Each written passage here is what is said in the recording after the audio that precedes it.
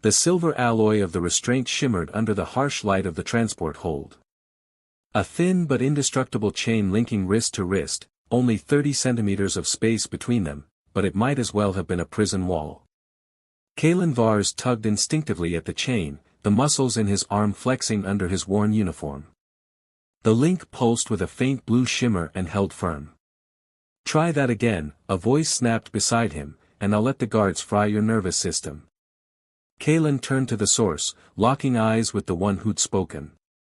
Her voice had been sharp, but her appearance betrayed a curious nobility. Flame-orange fur shimmered over her sleek, toned form, accented by darker bands across her shoulders and neck. Her tail twitched once behind her, restrained at the base by a silver cuff. She was vulpine, and she was stunning. Vitralisser, daughter of the High Chancellor of the Varn Dominion, the very species whose borders Kalen had been accused of violating. "Forgive me, Your Radiance," Kalen said dryly. "Forgot how inconvenient it is to be chained to a lowly human." Vetra's amber eyes narrowed, pupils slitted and glowing faintly. Her jaw tightened as she turned her head toward the viewport. Below, the mottled surface of Verilion 6 grew larger, a dying planet stripped of dignity and nearly all atmosphere. "This isn't imprisonment," she said quietly. "It's disposal. My father thinks this will break me." Kalen leaned forward. "So he chained you to me, the dangerous pilot who dared cross your hallowed border?" "No," she said, facing him again. "He chained me to the one man who might actually make this sentence survivable." A sudden jolt rocked the transport as it entered the upper atmosphere. They both stumbled, crashing together briefly before recoiling like magnets repelled. "Captain Kalen Vars," the commander's voice sparked through the calm. "You understand the terms. One full cycle bound to Vetra, labor in the Verilion processing colony. No comms, no rescue, no escape." Kalen didn't reply immediately. His eyes stayed on Vetra, whose ears twitched with each word. "I understand," he finally said. "And you, Vitralisser, acknowledge that your father's sentence is final?" She did not respond right away. When she did, her voice was low but firm. "I understand. And I will remember." The ship descended further, their shadows cast together on the bulkhead wall as if fate itself had stitched them into one. Chapter 2, The Colony. The atmosphere of Verilion 6 was thick with sulfur, choking the throat and burning the eyes. The moment the transport doors opened, a wave of searing metallic heat slammed into them. Kalen coughed, his instincts forcing him to shield his face. Beside him, Vetra hissed low in her throat, covering her muzzle with her sleeve. The guards herded them out with prods of electrified staves. The chain between Kalen and Vetra forced them into awkward steps, a shuffling gait of forced synchronization. The colony loomed ahead, a collection of slanted steel structures half-sunk into scorched earth, veiled in the reddish haze of dying light. "Welcome to the end of the galaxy," Kalen muttered. A short, broad-shouldered man met them at the gate. His skin was stained gray with mineral dust, and his mechanical arm hissed faintly with servos. "Name's Foreman Urich," he said, squinting at a data pad. "So you're the chained pair. Damn sight prettier than I expected." His eyes flicked to Vetra and lingered. "She's not going to last a week." Kalen stepped between them instinctively. "She'll outlast this planet." Urich grunted a laugh. "We'll see. You're on quota duty. Process and store 200 units daily. Miss it and you go hungry." "We understand."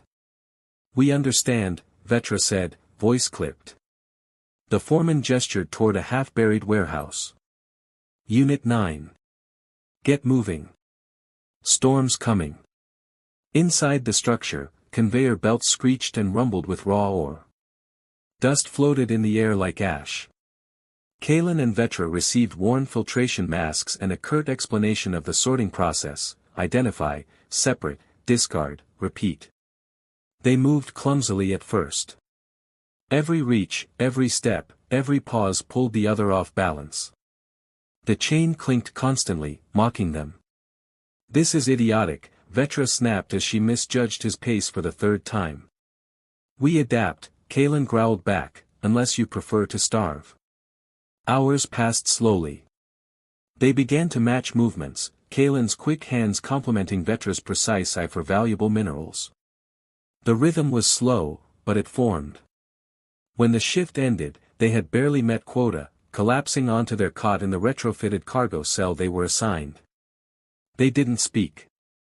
They didn't need to. As darkness fell beyond the reinforced glass, Kalen rolled onto his side, listening to her steady breathing. The chain lay slack between them, its presence less intrusive than before.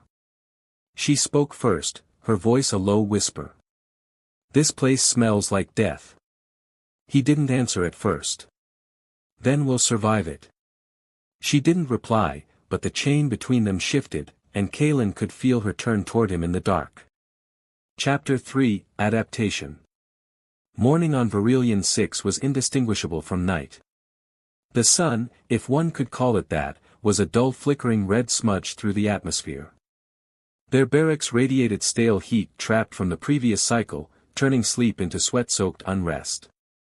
Kalen stirred first, wincing as he sat up. The chain tugged gently, a reminder that rest was never truly free.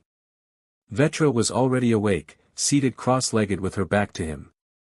Her fur was damp along her shoulders, the coppery light highlighting the way it clung to her lean muscles. She didn't look at him when she spoke. Don't gawk. I can feel your breath. Kalen scoffed, standing to pull on his shirt. Hard not to when you sleep like royalty on stone. Her tail flicked just slightly. A Varn princess endures discomfort better than most humans.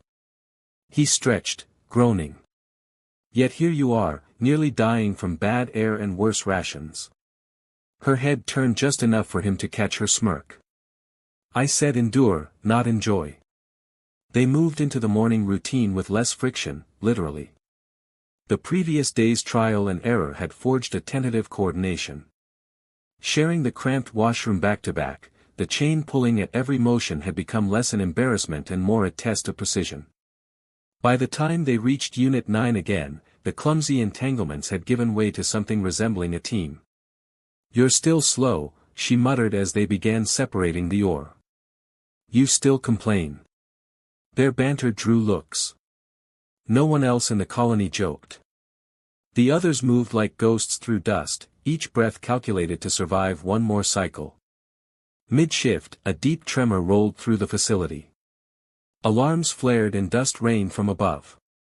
Kalen grabbed the nearest support beam as the structure shuddered. Structural integrity is weakening, Vetra said, scanning the room with sharp eyes.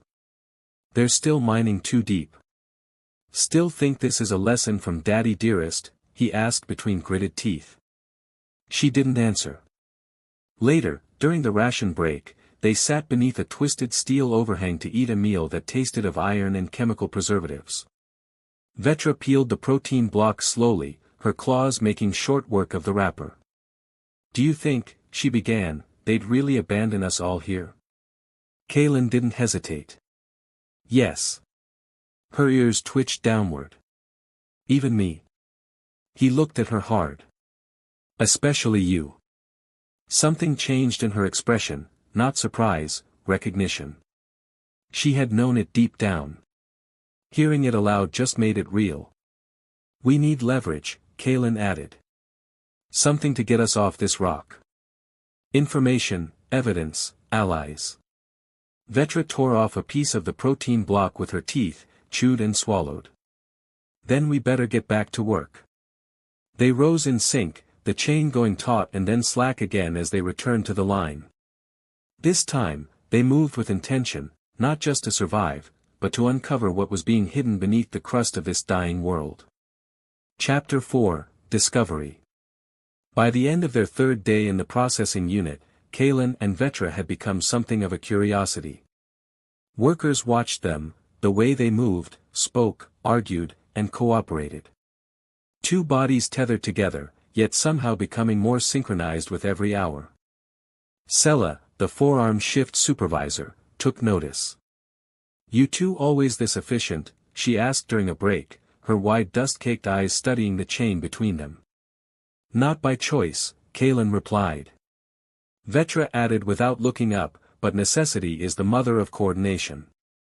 Sella snorted. You talk like an academic.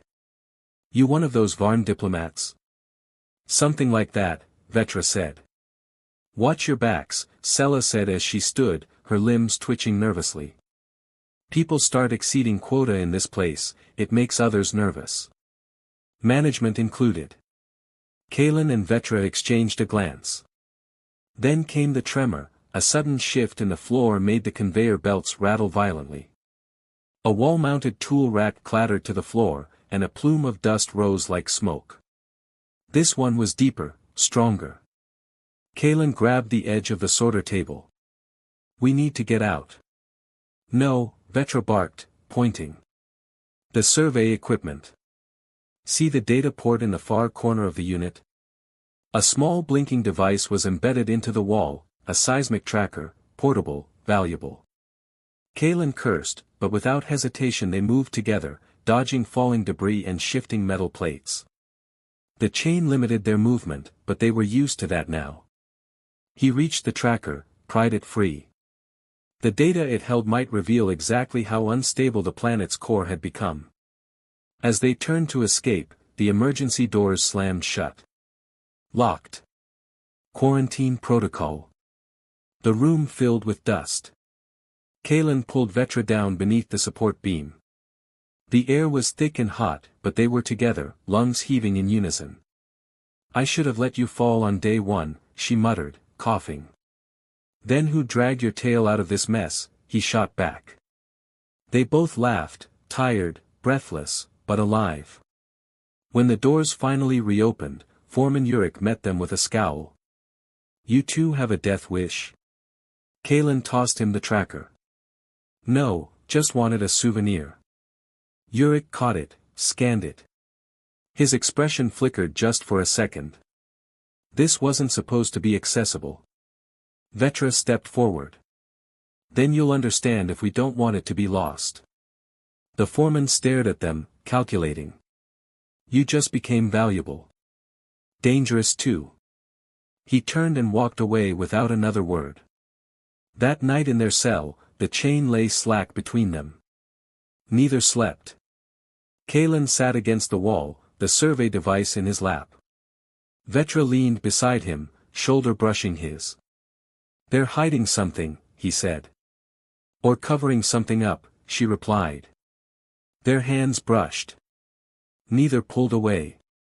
We should find allies, she said. Kalen looked down at the flickering screen. We already have one. They both looked at each other, tired, determined, and bound together not just by a chain now, but something harder to define. Chapter 5, The Truth. The next morning, Vetra and Kalen found themselves summoned to a different section of the colony, an administrative zone far removed from the sweat and grind of the ore processors. Sella had arranged it quietly, under the pretense of equipment calibration. What they actually found waiting was Dr. Lyrics Tamber, a former Dominion geologist with burnt orange skin and sunken violet eyes. She peered at them over the top of her cracked visor. You brought the tracker, she asked, wasting no time. Kalen handed it over. We think the tremors are being caused on purpose. They're not tremors, Lyrics muttered, slotting the device into a dusty terminal. They're pulses. Core displacement surges. Controlled. Deliberate. Vetra stepped forward.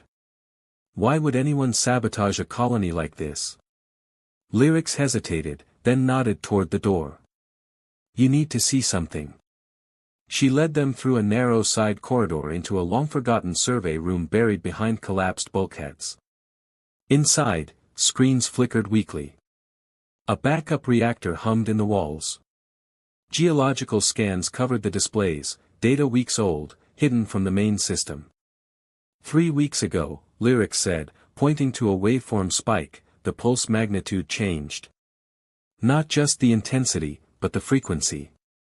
Kalen studied the data. It's rhythmic. A machine is doing this. A massive one, Vetra whispered. Confirmed, Lyric said. Deep core drills, modified, tearing the planet open from the inside. Why? Kalen asked. What's worth that risk? Lyrics turned to face them fully now, her expression grim. Xanthide. A hyperreactive mineral, only stable inside molten cores. Worth billions and dangerous beyond belief. Vetra's fur bristled. And they're extracting it without containment? Lyrics nodded.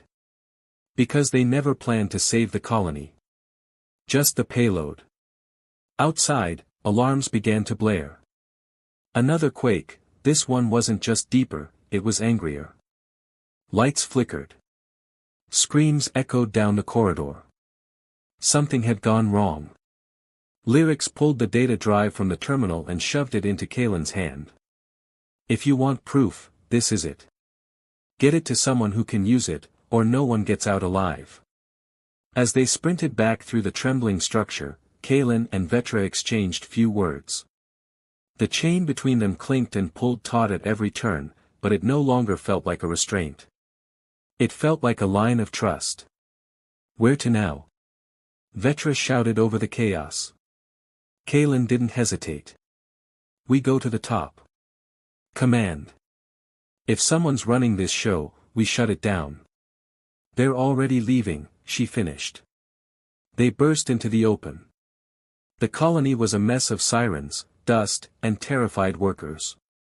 Above them, a transport ship ascended, one of the evacuation vessels.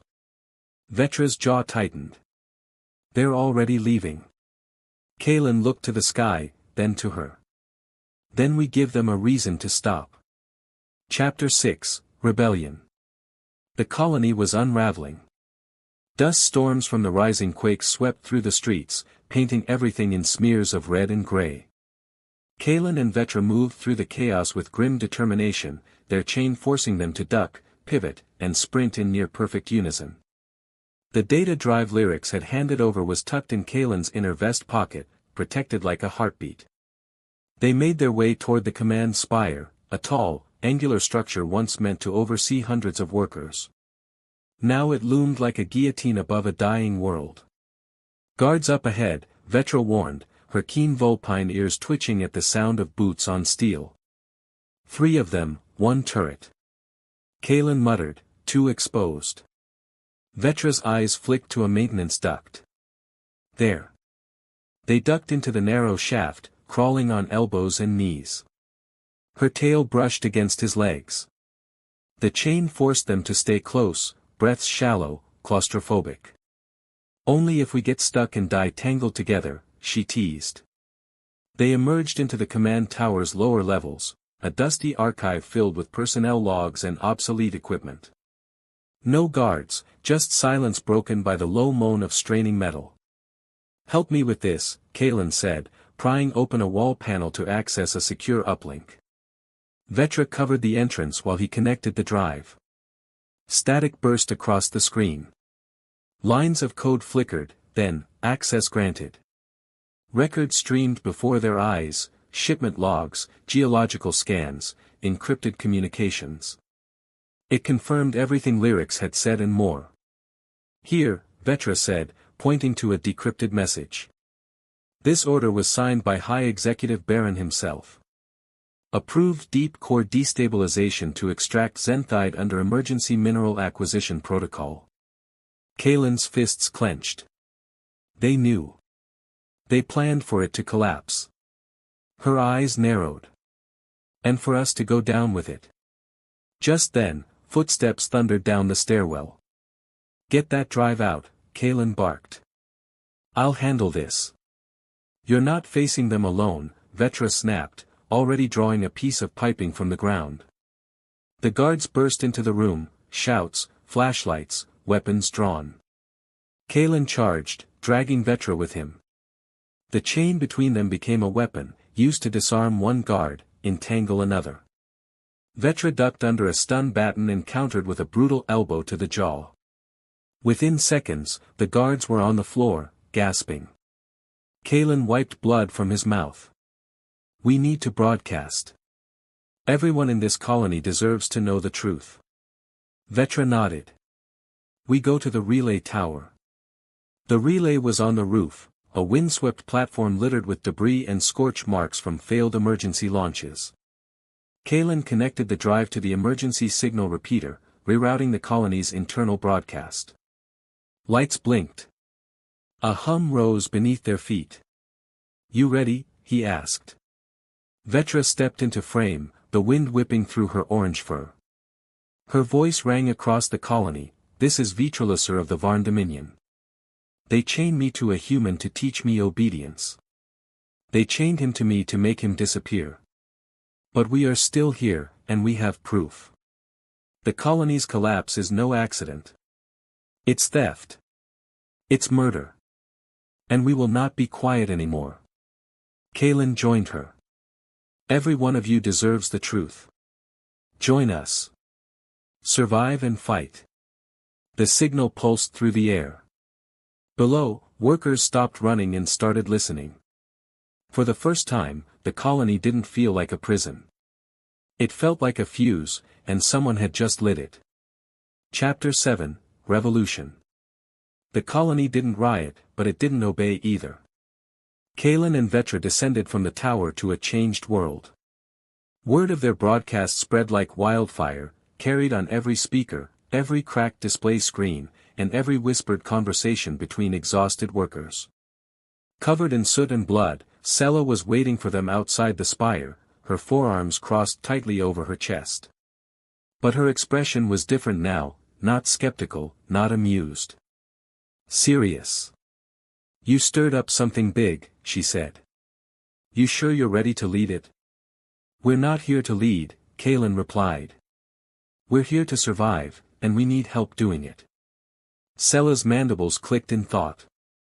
You've got it. Half the processing crews are already refusing to return to the tunnels. And those that haven't, they will, once they see it's not just rumor. I have the full drive copy, Kalen said, tapping his vest. It's already spreading. Behind him, Vetra was quiet, watching the sky with her golden eyes. Transports, no longer masked in secrecy, were lifting off in waves. Evacuation had begun, but the ships were only half full, she muttered. They're leaving without us, she said. No, Kalen said. We'll force their hand. He and Vetra met with their growing circle of allies, Sela with her influence over the sorting crews, Lyric's timbre and her scientific credibility, and even old foreman Yurik, who showed up under cover of darkness with a battered stun rifle and a single grunted sentence, I buried a son on this planet. Not burying anyone else. They began organizing, secret meetings, coordinated work slowdowns, rewiring comm panels to broadcast outside the dome.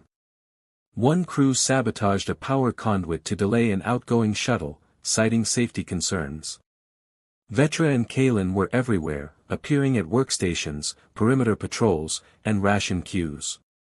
The chain between them, once a symbol of punishment, had become a banner of defiance. Together they moved like dual components of one machine, no longer clashing but complementing. Her agility, his fire.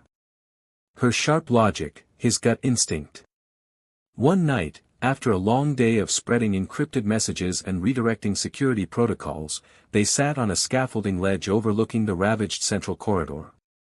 Never thought I'd be part of a rebellion, Kalen said.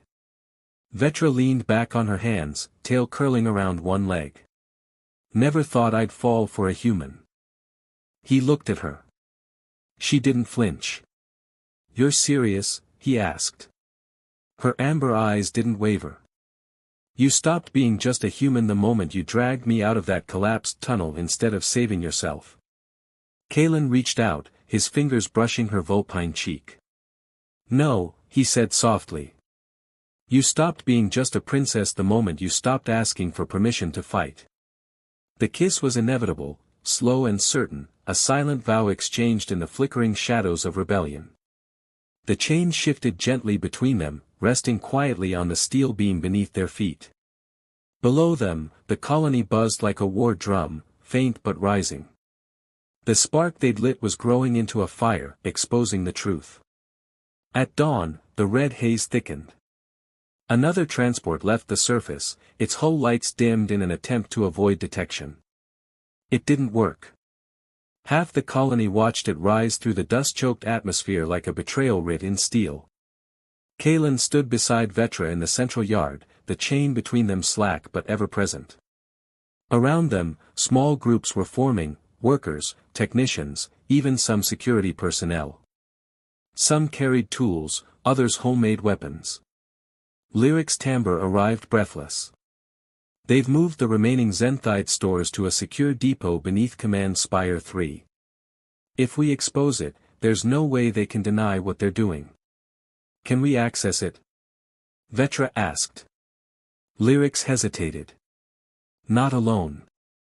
The depot's sealed behind military-grade protocols. We need access codes, someone on the inside, or a direct override. Then we take the Spire, Kalen said simply. The plan was suicidal, and it was the only one they had. Foreman Urich emerged from the shadows, his metal arm already primed. I know a way in, he growled. Maintenance shaft under the water filtration basin. Lead straight into sublevel C, gets you past the upper guards. We get in, Vetra said. We find the Zenthide. We broadcast it. We expose them before the last ship leaves. And if they stop us? Lyrics asked. Then we make sure we die very, very loudly, Kalen replied. The infiltration team was small, Kalen, Vetra, Urich, and two others, a silent engineer named Shore and a former mercenary miner with a grudge. They moved at dusk, slipping through maintenance access ways while the rest of the colony staged a riot to draw attention. Inside the Spire, the heat was worse. The deeper they went, the louder the hum of generators and the more volatile the air became. The walls sweated condensation.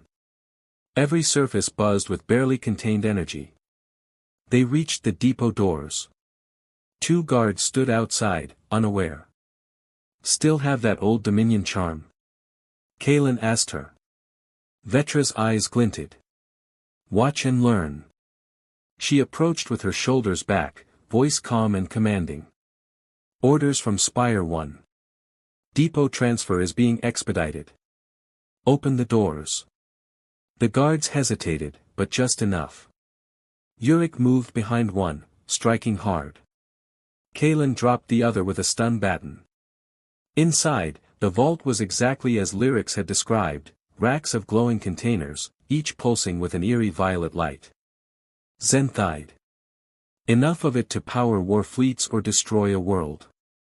Kalen grabbed a canister and activated the emergency broadcast device they'd wired to Vetra's wrist. Transmission live, she said. He stepped into the camera's view.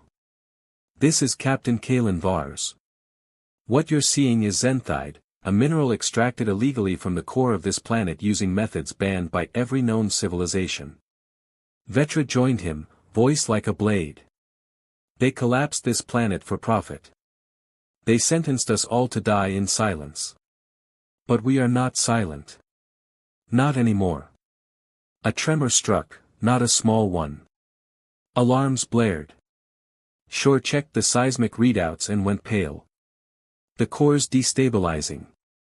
We triggered a chain reaction. Kalen didn't hesitate. Then we run. As they fled through the corridors, the vault behind them exploded, plumes of toxic gas and energy erupting into the structure.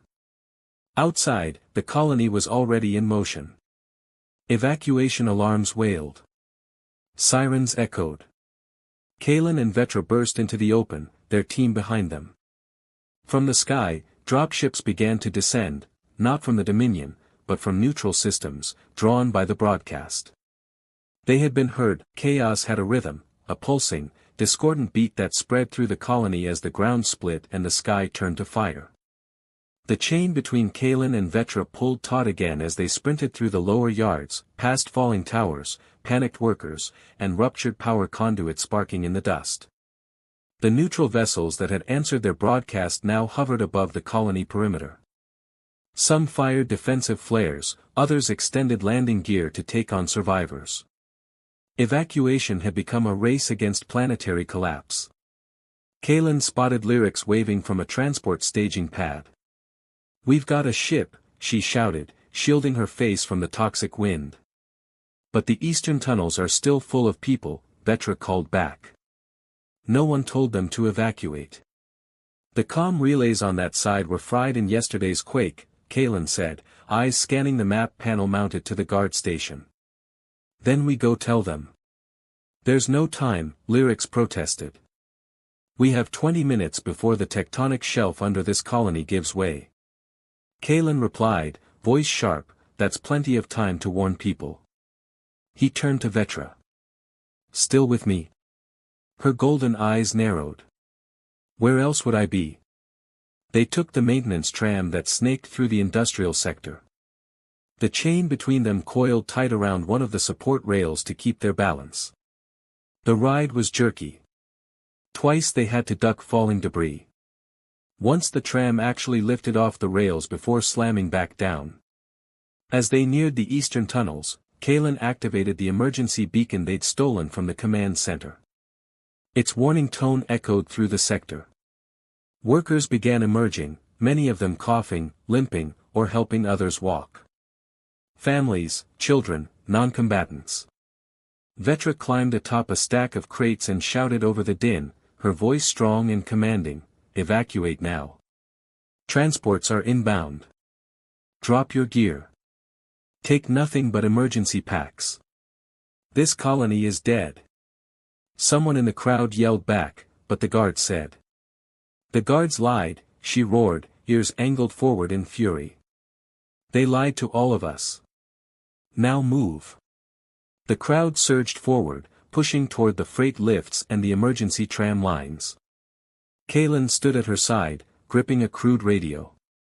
"Lyrics, we're sending nearly 80 from the east tunnel. We'll need 2 dropships and medical crews at pad 6. On it," her voice crackled. "Just get out of there." They turned, only to find the tremor had cracked the tramway behind them. "No way back." "We run," Vetra said. They sprinted down a side shaft, navigating narrow walkways as the lights above them flickered. One path was blocked by a fallen girder. Kalen crouched, gesturing under it. "Go." She ducked low. The chain pulled tight. He hesitated, then took the cutter from his belt. "We won't both fit." "No," she hissed. "You are not cutting it." "I'll find another way." "No." The ceiling groaned. Kalen looked into her eyes, those golden, fire-lit eyes. "I'll see you at pad 6. Then he pulled the chain pin from his side, shoved her through the gap, and let the beam fall behind him. She screamed his name, then ran. Kalen stumbled through collapsing tunnels alone for 10 minutes before he reached a ladder leading to the surface. The air was thin. Sulfur burned his lungs. The colony was a ruin, but the transport still hovered, the last rays of a dying red sun behind them. Pad 6 was nearly full. Vetra was there, wild-eyed, streaked, and screaming at the guards to hold the ship. She saw him and didn't wait. She ran, vaulting crates, pushing through panicked survivors, and slammed into him with enough force to nearly knock him off the ramp. The chain between them was gone, but she clutched him like it had never mattered. The boarding ramp groaned under the weight of the last desperate wave of evacuees. Kalen and Vetra stumbled up it together, arms tangled, breath shallow. The heat from the cracked core below made the air shimmer like water, distorting the world behind them. Vetra didn't speak until the ramp sealed shut and the transport lifted into the smoky sky. "Don't you ever pull a stunt like that again," she snapped, pressing her forehead to his. Kalen smiled faintly, blood still trickling from a gash at his temple. "I broke the chain. I didn't break my word." Outside the reinforced windows, Caraxis 9, or what remained of it, heaved. The crust cracked like eggshells as magma surged from fissures. Ash clouds towered into the stratosphere. Buildings crumbled beneath the quakes. The entire colony vanished in a plume of fire. Inside the ship, silence fell. Survivors stared in wide-eyed silence, many clutching at each other. Some weeping, others just watched. And then, out of the silence, came a sound no one expected, a single voice from the cockpit loudspeaker, "We're clear of the gravity well. Broadcasting now." A flicker appeared on the central display, then Lyric's timbre's voice echoed through the cabin, "To all systems receiving this is evidence of a deliberate act of mass sabotage. Xenthide extraction without protocol, the destruction of Caraxis 9, and attempted silencing of every soul who witnessed it. The perpetrators, High Executive Baron of the Dominion and consortium partners in the Synandax Corporation." One by one, the ship's display screens lit up with the evidence, images of the vault, signed communications, footage of the collapsing colony. Then Vetra appeared, bruised, battered, and radiant. She looked directly into the broadcast lens. "I am Vitrilisser of the Varn Dominion. My father chained me to a man he believed beneath me and left us both to die for questioning power." Her voice was steady, thunderous in its truth. "But we did not die. We endured. We uncovered the rot in the heart of the Dominion, and we will not return quietly." Kalen stepped into view beside her. "We were sentenced to silence, but we're choosing to speak. To anyone, anywhere who still believes truth matters, stand with us." The broadcast ended. In its wake, the cabin filled with quiet murmurs. Some survivors wept, others applauded. Some simply sat in stunned silence. Later, in the ship's medbay, Kalen sat on a cot, hand wrapped in synthetic skin. Vetra leaned against the doorway, arms folded. Her orange fur was streaked with ash and sweat. "You still think all Varn nobles are cowards?" she asked. He met her gaze, tired but smiling. "Just the ones who tried to kill me." She crossed the room and sat beside him. The chain was gone, but the memory of it was burned into them both, not as punishment, but as the beginning. "We'll be hunted," she said softly. "The Dominion, the corporations, they'll want to bury this story." Kalen took her hand in his. "Then we keep running. Keep telling it until the galaxy listens." Outside, the stars welcomed them.